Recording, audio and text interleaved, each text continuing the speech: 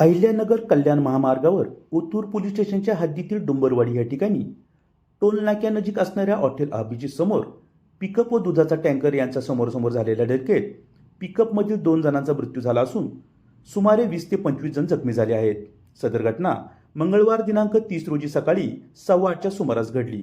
या अपघातात मंदा शिवराम वाघ राहणार तळेगाव तालुका मुरबाड जिल्हा ठाणे व वंदना गणेश वाघ राहणार कुटळ तालुका मुरबाड जिल्हा ठाणे यांचा मृत्यू झाला असून दूध टँकर चालक संजय दादाचो चव्हाण वय 45 राहणार वाठार किरोळी तालुका कोरेगाव जिल्हा सातारा हे गंभीर जखमी झाले आहेत. तर पिकअप चालक रंगनाथ गोपीनाथ गायके वय 45 राहणार आणे तालुका जुन्नर जिल्हा पुणे हे जखमी झाले आहेत.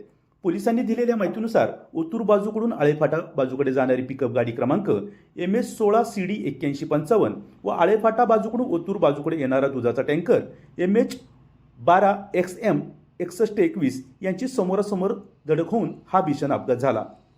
या अपघातानंतर जखमींना पुढील उपचारासाठी रुग्णालयात दाखल करण्यात आले असून अपघातग्रस्त वाहने रस्त्याच्या बाजूला काढण्यात आली असून वाहतूक सुरळीत करण्यात आली आहे. Day to day news Otur.